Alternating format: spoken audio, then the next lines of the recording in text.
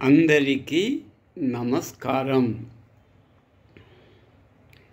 సంవత్సరాలు మారుతూ ఉన్నాయి. క్యాలెండర్ మనము మారుస్తూనే ఉన్నాం.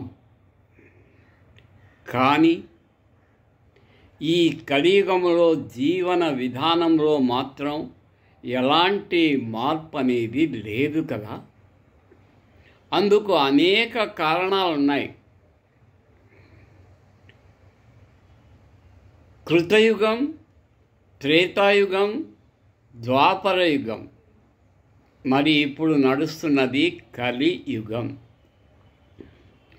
యుగాలు మారే కొద్దీ యుగ ధర్మం మారుతుందంటారు కదా. నిజమే.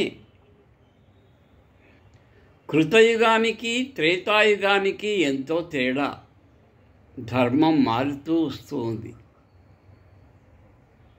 త్రేతాయుగానికి ద్వాపరయుగానికి వచ్చేసరికి పూర్తి దుర్మార్గం రెచ్చిపోయింది.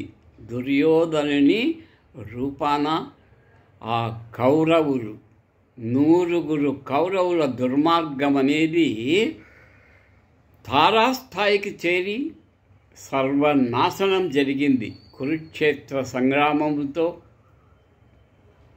ఇరుపక్షాలు, పాండవ పక్షము కౌరవ పక్షము సర్వనాశనమైపోయింది.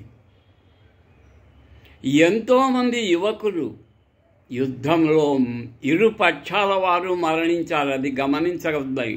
యుద్ధం అంటే ఒక పక్షానికి విజయం, ఒక పక్షానికి అపజయం జరుగుతుంది.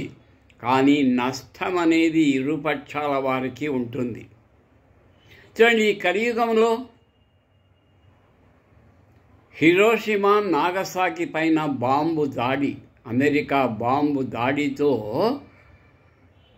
ఆ హిరోషిమా నాగసాకి అనేటువంటి జపాన్ దేశ పట్టణాలు సర్వనాశనమైపోయాయి, బూడిదైపోయాయి. కొన్ని సంవత్సరాలు అక్కడ చిన్న మొలక కూడా ఎత్తే అవకాశం లేకుండా పోయింది.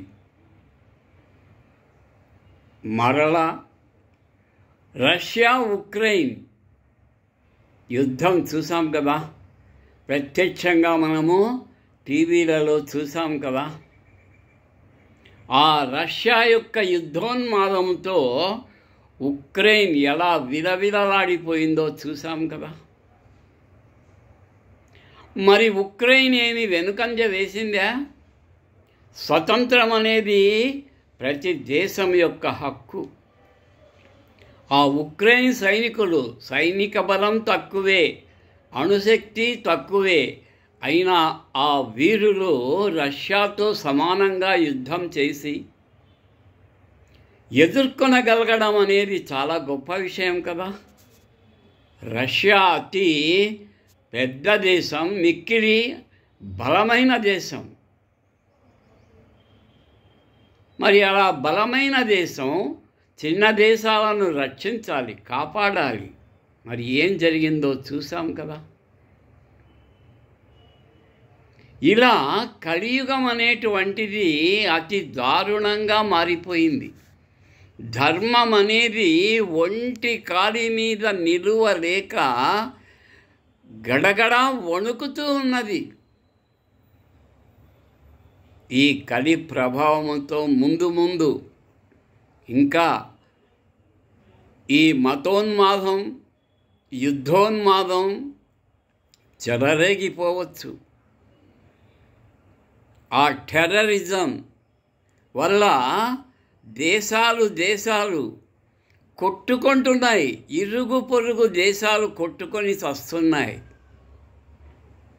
ఇది ఇలాగే కొనసాగితే ఏమవుతుంది చెప్పండి?